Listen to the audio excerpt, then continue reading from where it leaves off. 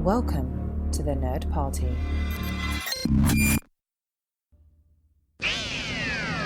They can travel anywhere in time and space. Off we go into time and space. So all of time and all of space is sitting out there. Welcome to Time and Space, one married couple's adventure through the Doctor Who universe. I'm Jessica Nunn. And I'm her companion for 2018, Phillip Gilfus. Yay, 2018. So happy New Year to everyone. Yes, happy New Year. Now, through the magic of space and time, for you listeners, are actually going to be in a completely different space when you hear this. We will be on a much delayed honeymoon to England as you listen to this. So we hope that we have safe travels and look forward to reporting our adventures when we come back. Yes, we have Hamilton tickets. Yes, we're Hamilton junkies. That'll be our next podcast one day. You think? Maybe. You just want to do a podcast about Alexander Hamilton. So, in this episode, we tie a bow on 2017 by talking briefly about our viewing of Twice Upon a Time on the movie screen, and then spend the majority of our time discussing the 13th Doctor and her companions, as well as potential storylines and other speculation. Right, but before we begin, I thought we would talk about some comments we've gotten since Time and Space debuted last week with our 3 episodes. From Twitter, this is from @LHA again, or Laha again, possibly. They tweeted, "This is a lovely start to a new Doctor Who podcast. Lots of enthusiasm and some interesting facts and connections. Yay!" So thank you for that. I also really like the little emoji Doctor Who TARDIS thing with the Santa Claus hat. That's very cool. From Facebook, we heard from Brian Yates, who said, "Enjoyed the first 3 episodes. I had been aware of Doctor Who for a while, but didn't watch it regularly. The first episode I remember watching was Turn Left, which didn't make a lot of sense as a standalone episode. Finally, in 2012, I watched all that was available on Amazon and have kept up with the show since then." So, even though he didn't watch it regularly, he's still ahead of the game as far as I'm concerned, because I didn't start watching it until, 2016? Possibly. Yeah. So I'm a latecomer. Also, just for the record, we are not going to do fan comments every week because we are not that self-indulgent, but it's fun to hear what people are saying early on in the run. I mean, if you keep sending us fan comments, though, that would be awesome. Yeah, no, do not stop. And we do read them. I'm not saying we won't read them. We just won't read them aloud on the podcast. And remember, you can reach us at our Facebook page at www.facebook.com/thenerdparty. And you can always comment on our show page there. Or you can reach us on Twitter at @JoinNerdParty and tell us what you think of Doctor Who. And please do. Right, so let's talk about seeing the Christmas special at the cinema. Right, so we went to the movie theater. So Fathom Events, which always puts on these events in the movie theaters, sponsored this event. And it was very interesting. We had very cushy seats. Oh, we had reclining seats. It was fantastic. The only thing that could have made this experience better would have been... Beer. Yeah. Definitely beer. But other than that, the movie showing, other than showing, of course, the Christmas special again on the big screen, which was pretty cool, there was sort of a pre-show, which was what we had already seen on BBC America. Although I think they added bits. I feel like I saw some bits last night that I hadn't seen in the past. Right, so the pre-show at the Fathom event was a reflection on Peter Capaldi's time as the Doctor. The post-show of the Christmas special at the movie theater was basically a sort of look behind the scenes of the filming of the Christmas special. Of that particular episode. Yeah, and that was a lot of new stuff. There was maybe like 10% something we'd seen before on BBC America when they aired the Christmas special. But a majority of it was new and very, very interesting. Yes. Was anything particularly, as far as the post and pre-show stuff that you thought particularly good? For me, I think the thing that I found most interesting was discovering that this cast and crew filmed the last bit of Peter Capaldi. He does his regeneration, and then they wrapped it up and walked away. Yeah, I thought it was sort of left unclear, and maybe I should have done more research before recording this episode, but of when Jodi came on board, of how she did her film. Yeah, because Peter Capaldi says, when they say, hey, that's a wrap, he says, I know whoever's coming next is going to be great, or is going to love you, or something along those lines that suggested that Jodi Whittaker hadn't been announced yet when he finished filming his last bit. I found that very interesting, just in terms of continuity and things like that. Yeah, I guess it did strike me. The filming for the Christmas special was pretty early in 2017. It was like late spring, honestly. Well, they said June or July. Oh, was yeah, that late? So, Never yeah. mind then. But yeah, because I always think it's...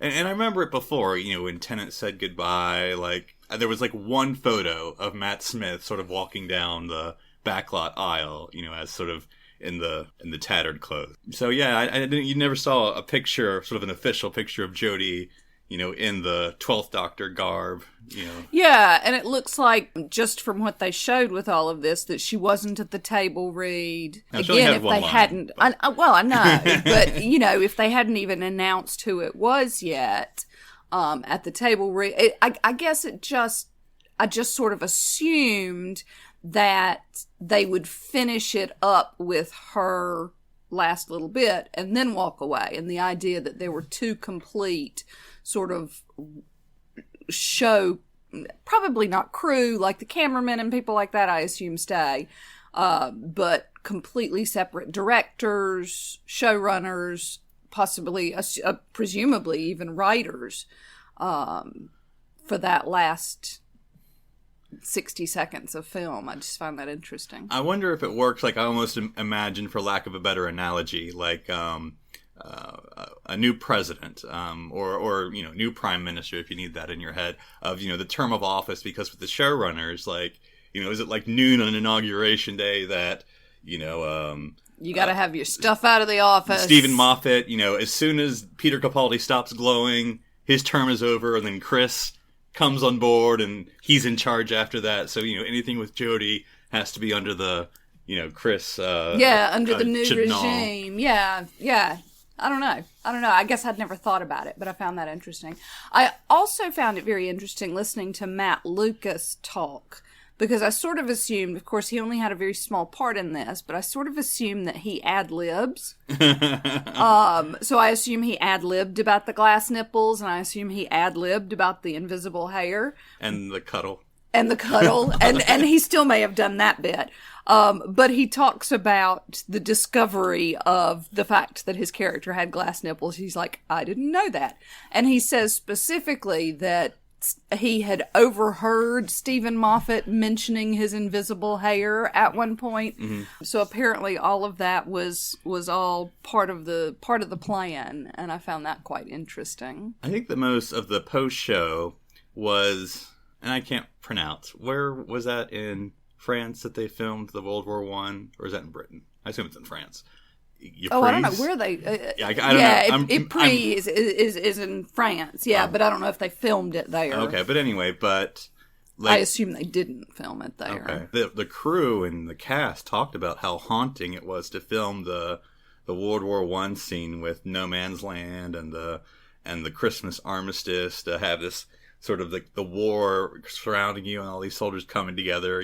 David Bradley, the first Doctor, and Peter Capaldi, the 12th Doctor, were all about on the point of tears during the first take or something, and said it's a real powerful experience to just be around that. Yeah. And I have to admit, I cried this time. I didn't cry the first time we watched it, but I cried this time. And I think part of it was knowing what was coming. And so then I was able to look at details and things like that. But I just think it's such a powerful story on its own, the story of the 1914 Christmas armistice. But I also think, Peter Capaldi's highlighting of, it's the only time ever that people have put down their guns and made peace, even for a moment, just completely spontaneously.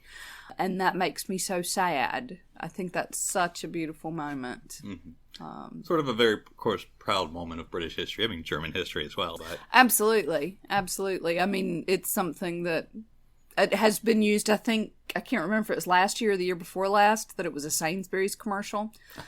And still, the Christmas commercials always, John Lewis and the Sainsbury's adverts and all of that are always meant to be tearjerkers. So that one was particularly poignant.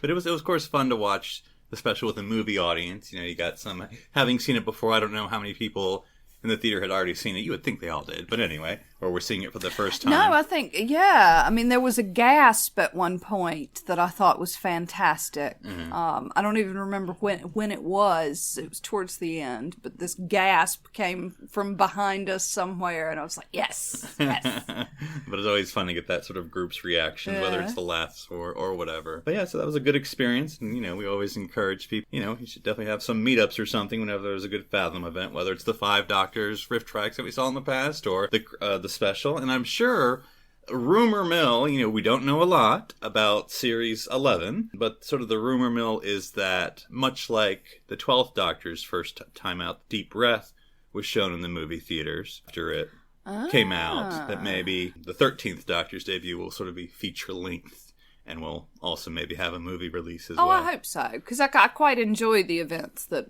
Fathom does. I mean, I've just done 2 of them, but they've been nice. And again, I do love reclining chairs. So that's always a must.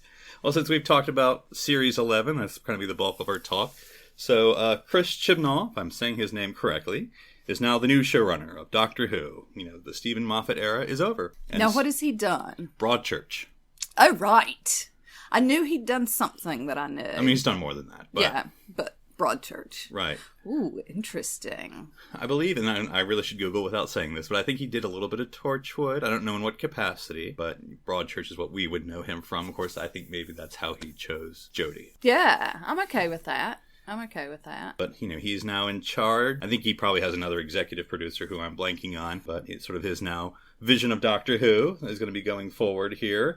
I have to be honest, I consider Broadchurch a little bit in the Doctor Who universe. Is it only because 75% of the cast is from Doctor Who? That is why, yes. Okay, I see. Yeah, you can't watch it without going, oh yeah, there's a Doctor Who. Oh, there's another Doctor Who. Oh, look, there's a Doctor Who. Of course, it for those who haven't... Now, we've only seen the first 2 series of Broadchurch. We haven't started There's a third, 3 yet. The third one we have not seen. So for those who don't know Broadchurch, British series, certainly. You must watch it. That's our first piece of advice. Sure, it is on Netflix, US, and I'm sure elsewhere. But it doesn't... Well, I was going to say it stars Jodi Whittaker, the 13th Doctor. I mean, it stars many people. Yeah. Broadly speaking... Broadchurch. Broadly speaking, the first series is about the murder of a child in a small English village, and Jodi plays the mom of the murdered child, and one of the detectives is, of course, David Tennant, the 10th Doctor. Yeah. And we have many other Doctor Who alum. Rory plays the village priest. Absolutely. Arthur Darvill? Yes. They don't have real names, darling. Okay, sorry. And of course, David Bradley. Yes, the second First Doctor. The third First Doctor. The third, okay. Because the 5th Doctor's was... Okay. Oh, yeah. Yes, I know what you mean. Mm-hmm. Yeah. So he plays a shopkeeper in Broadchurch as well. Yes. Yeah. As long as some folks who've been in Doctor Who parts, because everyone's been a Doctor Who at this point. Well, and England's a very small country. Exactly. So, yeah. But before we kind of maybe go into what Broadchurch might tell us, let's talk about some of the actors that have been revealed before we get into Jodi and maybe what the 13th Doctor will bring based on the one line we heard from her. Oh, brilliant. So let's talk about some of the companions, which of course I think you may know more than I do, but I'll at least list some names here. So the first companion that was announced, Bradley Walsh. He's going to be playing Graham. No last name yet. Maybe they don't have last names. But he'll be playing the character Graham. And I sort of have him down as being an actor, comedian, a singer, a TV presenter, various and sundry. Two of the top things he's from is Coronation Street, which is, very widely known British series, as well as Law & Order UK. I don't know how you do an English dun-dun, but... Yeah, no, I think that works. I don't think I ever watched the Law & Order UK. I know Martha was in it. Okay. Yeah. I've never seen it, but I know she was in it. Okay. Yeah, and Bradley Walsh is sort of... I Googled to see what exactly I knew him from, because I've known his face is very, very familiar to me, having lived in England. But I don't know that I've ever actually seen anything he's been in. He does game shows. He does adverts. I see him on the telly all the time, but couldn't really tell you what he's done. He's one of those kind of people. He's just everywhere. Now, if I show little cards here, he was the first companion announced, and you were a little disappointed. I am, and it's got nothing to do with Bradley Walsh, because I like him. He's a familiar face, and I always like familiarity. I'm a little sad that they announced the first female doctor, and then immediately announced her middle-aged white man companion.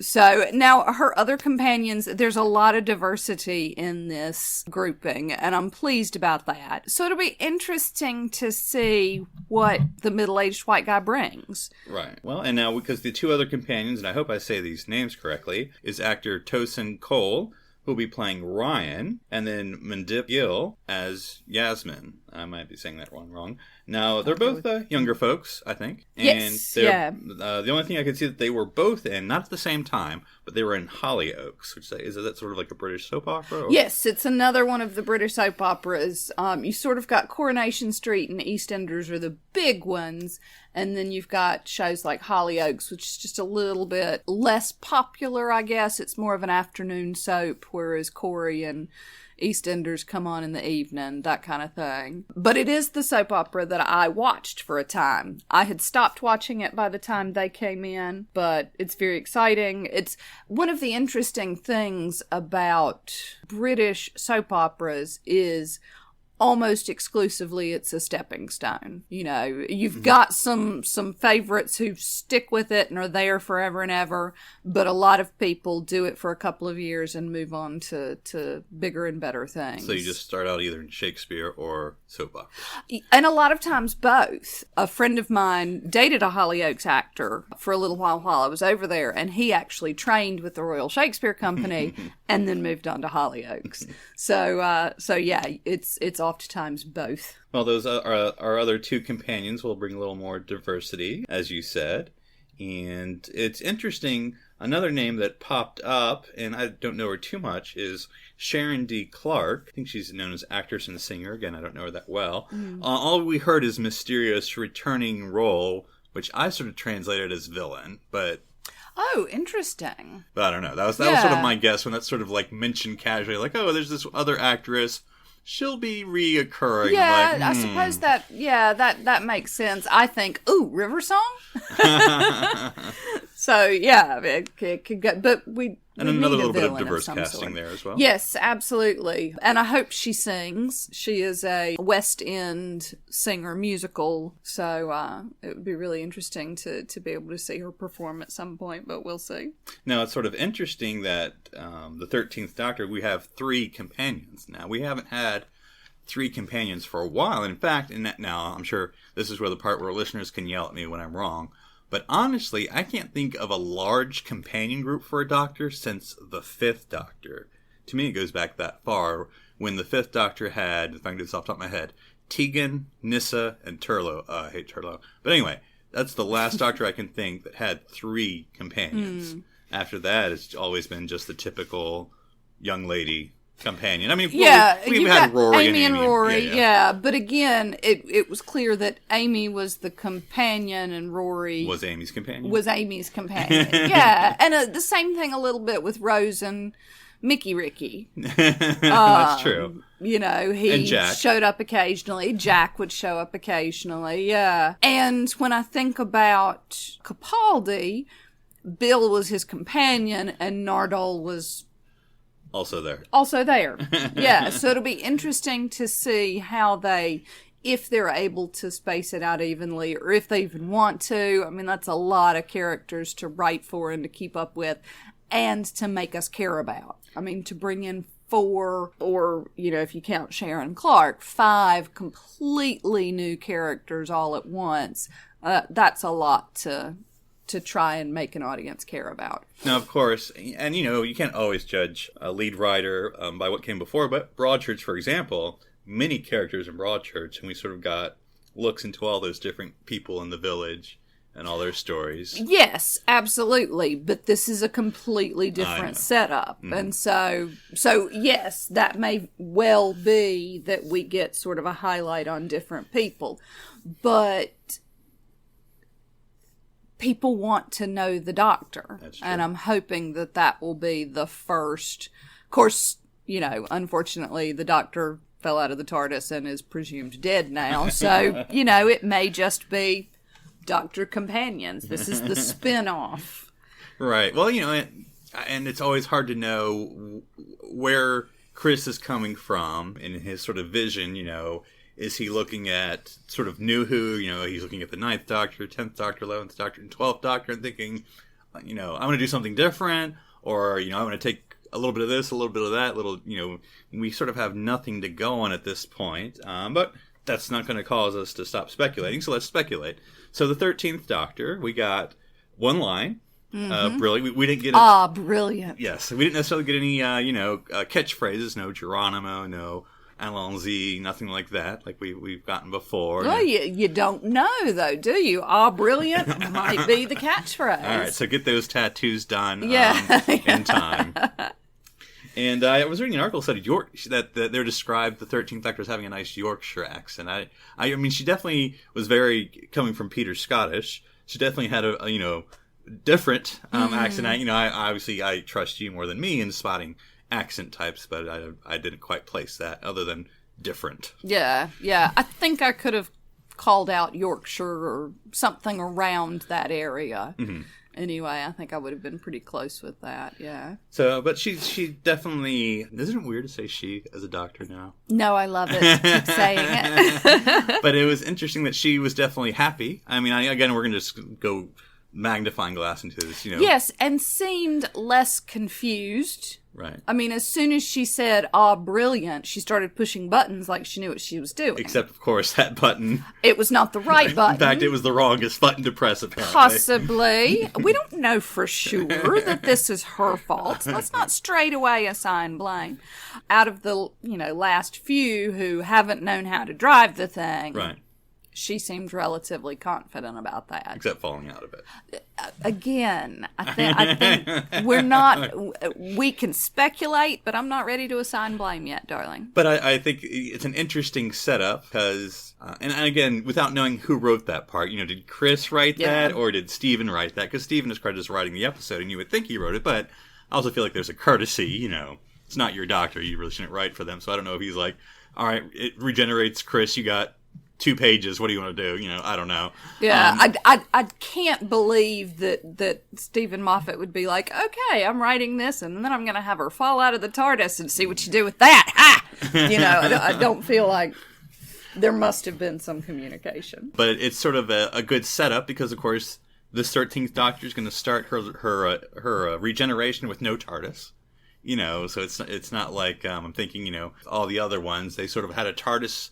Some of them already had companions, but this is sort of, I guess, as far as nuWho goes, I guess 11 would be the closest comparison because he was also a new showrunner. Of course, he had a wrecked TARDIS, so he eventually got it was locked for the entire episode, his first episode, the 11th hour, the TARDIS sort of locked itself to repair itself, so he had to act without it the entire episode. Yes, yeah. Now, and he didn't have a companion. Right. Amy was the first person. Right, that's what I was thinking. I was trying to think, who hadn't had. Capaldi obviously already had Clara, and Tennant had Rose. Mm-hmm. So it'll be interesting that we have a falling Doctor. I don't know how she'll get out of it. I mean, falling traditionally, I don't know. It goes 2 ways. The 10th Doctor fell out of the spaceship in the end of time. He was all right. The 4th Doctor fell probably about, 20 meters and died and regenerated. So I guess it just depends on what doctor you have. I see no other solution but to kill her and regenerate her straight away. Exactly. Into Bradley Walsh, the old white dude. I think is probably what they're planning. Exactly.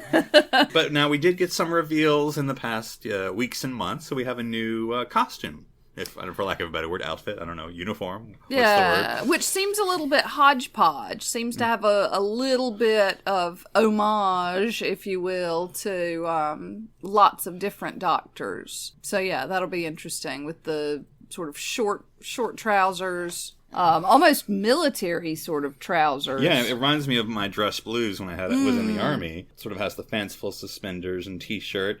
And then the trench coat, kind of 10th Doctor-esque, but, whatever. And then earrings, which is going to be our first for a doctor. She actually has 2 earrings, so obviously that's sort of, Yeah. she's a girl. She's a girl. And then the boots. Mm-hmm. So, but like I said, it is a bit whimsical. Of course, the Doctor always should be, but I know we were talking earlier the other day about whether this might be more of a 11th Doctor, 4th Doctor. Again, she seemed very positive, a very humorous. So I don't feel like maybe not necessarily a dark 9th Doctor or a introspective 12th Doctor. Yeah. So I don't know where she will be on the Doctor spectrum, but but it'll be fun to find out. Anything else? Well, just that so far all we know is in autumn. I saw there was a few jokes about premiering this fall, because she's falling. An autumn 2018 premiere date, which is not a date at all, of course. That could mean August, could mean anything. Autumn, that's ages away. It is. I'm afraid so. What are we going to talk about between now and then? I don't know. We only got 50 plus years. Like for our marriage? Really, I don't think it'll be that long. Oh man, I had 50 in the pool.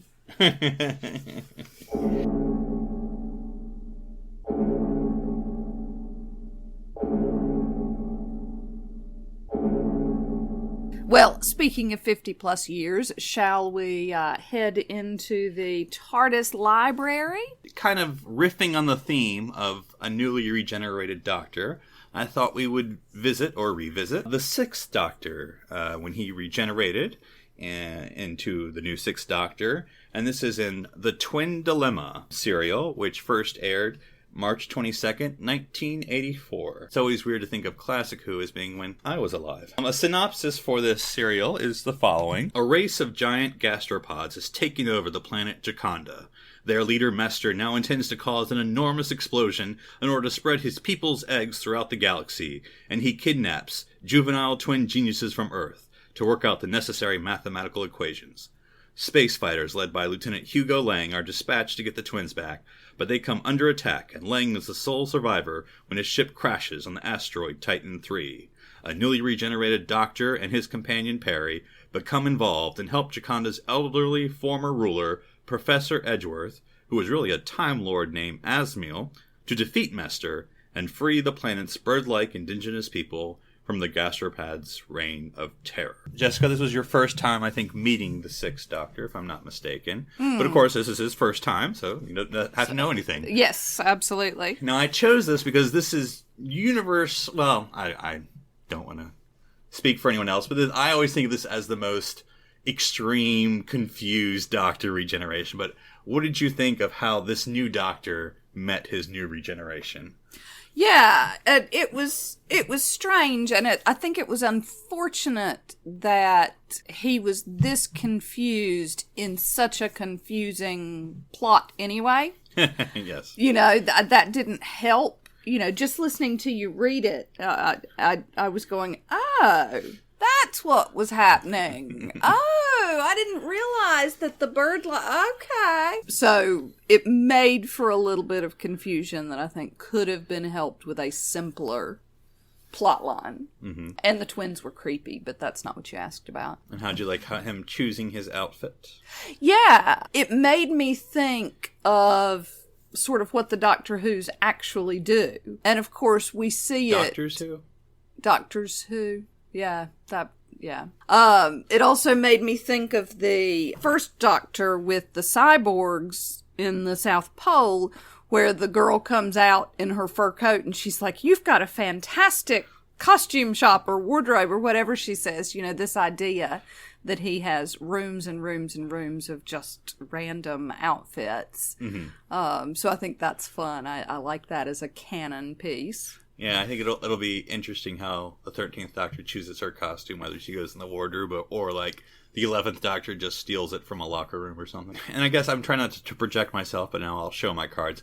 I really don't like the Sixth Doctor. He's my least favorite Doctor of all. And I don't think this introduction helps, because first he trashes his previous incarnation. I think he called him feckless at some point, and I love the Fifth Doctor, so I'm like, that's not a great way to start your series. I mean, it's bizarre on so many levels, just to critique the prior Doctor, like, really? And also he tries to kill his companion. Yeah, a couple of times. Yeah. And he's very egotistical. And now, the greater story about this was that he was supposed to come across this way, but you were eventually, over years, supposed to learn that even though he was sort of written negatively, quote unquote, you come to know him better and, sort of peel the layers of an onion. And then, joke's on him, he got fired a few years later. And so, I just thought, it's sort of the oddest introduction. Now, I'll tell you this, Jessica, would it surprise you to know that the Twin Dilemma is rated as the worst Doctor Who episode ever? No, not necessarily. See, to me, I've seen worse. I'm actually surprised. Yes, I can agree with that. I have probably seen worse, but it's just so hectic. There's just so much going on. Mm-hmm. And then with him being as confused as he is, it doesn't come together very well. Yes, I mean, it's sort of like the last line of "I'm the Doctor and you have to get used to it." I'm like, you're not ingratiating me in any way, shape, or form. None of this is endearing. Right. So, I mean, I hope. Now, I know sort of looking back at all the prior Doctors, and don't have to do this all in the next 30 seconds, but with the 12th Doctor, we sort of had the 11th Doctor hold our hand to help introduce him. Yeah. And which I also wasn't crazy about, but never mind. I thought it was a little too much. I think you have to trust the fans. I think, even if they're new to Doctor Who, if they're new to Doctor Who, they don't care about the prior Doctor Who. Yeah. And if they're not new to Doctor Who, we know what regeneration means. We don't need to and you have to cut the cord. Right. Otherwise, we keep thinking that Matt Smith's going to show up in all the episodes, and it gets our hopes up.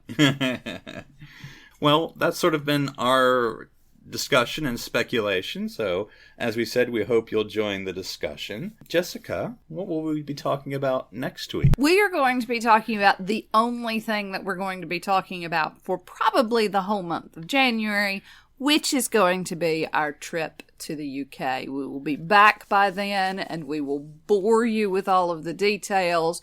You should only count yourself lucky that you don't have to look at all the pictures. That's right. So, obviously, this isn't necessarily a Doctor Who motivated trip. Otherwise, we'd be going to Wales. Exactly, because that's where all of Doctor Who lives. But we hope to make it a little bit Doctor Who and maybe talk to some natives about their native show, about their opinions, about what makes this British TV show franchise so great, and if they're still watching, and if so, what they're looking forward to this new Doctor to inhabit this classical role. Although at no point are you allowed to refer to any of my British friends as natives. Imperials? Only if they call you colonist first. That makes sense. Yeah. Well, when it comes to traveling in space and in time, you're my favorite person to travel with. Aw, is it because I don't hog the blankets? It's because you paid for most of our tickets. Okay, we'll go with that. All right, we'll see you all next week.